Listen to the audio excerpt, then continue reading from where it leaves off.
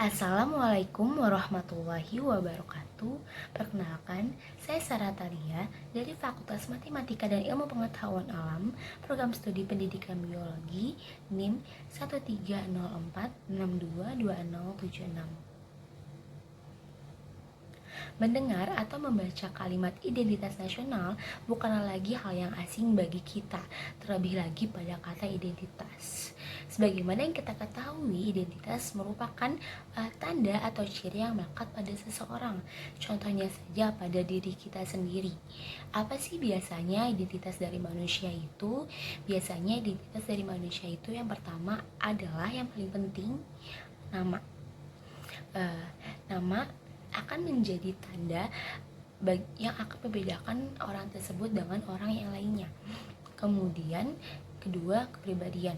Kepribadian antara satu orang dengan orang yang lainnya akan jelas berbeda. Nah, kepribadian tersebut akan menjadi tanda atau ciri yang mana melekat pada seseorang tersebut. Nah, kemudian apa sih pengertian secara harfiah dari identitas nasional itu sendiri? Istilah identitas nasional atau national identity berasal dari kata identitas dan nasional. Identitas atau identity secara harfiah memiliki makna, ciri-ciri atau tanda-tanda atau jati diri yang melekat pada seseorang atau sesuatu yang membedakannya dengan sesuatunya yang lain.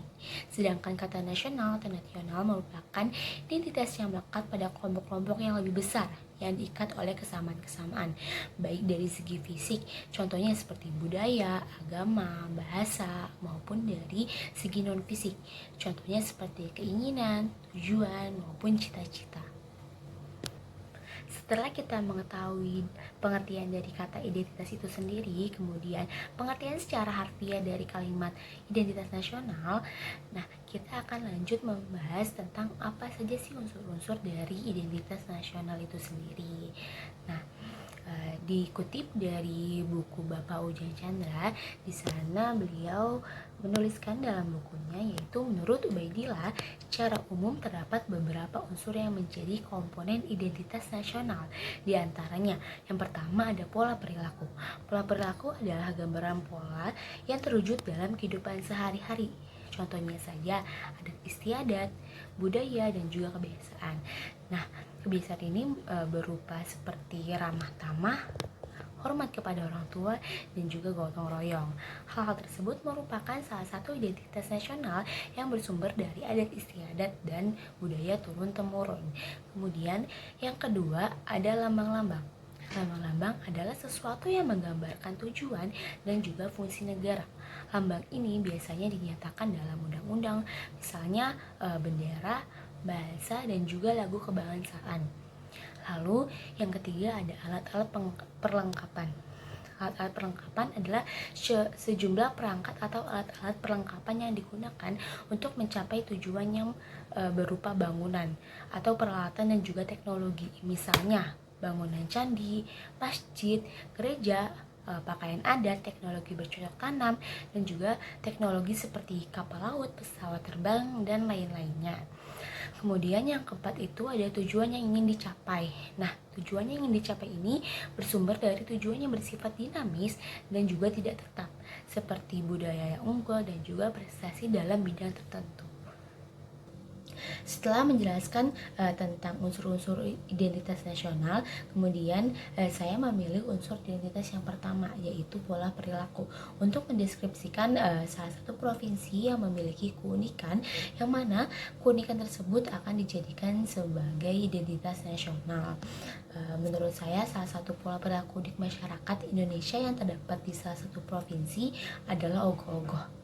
Pasti udah pada tahu kan, dan juga tidak asing lagi di telinga. Ogoh-ogoh merupakan karya seni patung yang diarak dalam sebuah pawai menuju perayaan Hari Raya Nyepi, atau tepatnya malam sebelum Hari Raya Nyepi itu.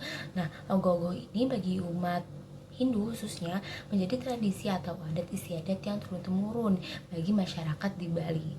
Kemudian ogoh-ogoh ini di dalam kebudayaan Bali menggambarkan kepribadian buta kala. Dalam ajaran Hindu, buta kala merupakan kekuatan atau bu alam semesta dan waktu atau kala yang tak terukur dan tak terberantah. Jadi dalam perwujudan ogoh-ogoh ini buta kala digambarkan sebagai sosok yang besar, menakutkan dan juga berwujud raksasa. Nah, ogoh-ogoh ini juga sering digambarkan seperti wujud makhluk-makhluk hidup yang ada di Mayapada, di surga atau neraka. Seperti contohnya naga, gajah, dan widadari. Bahkan ogoh-ogoh ini ada yang dibuat menyerupai orang-orang yang terkenal seperti para pemimpin dunia, artis, ataupun tokoh agama. Nah, biasanya ini ogoh-ogoh diarak setelah upacara pokok selesai dengan diiringi dengan irama gamelan khas Bali, yaitu Bleganjur Pantung.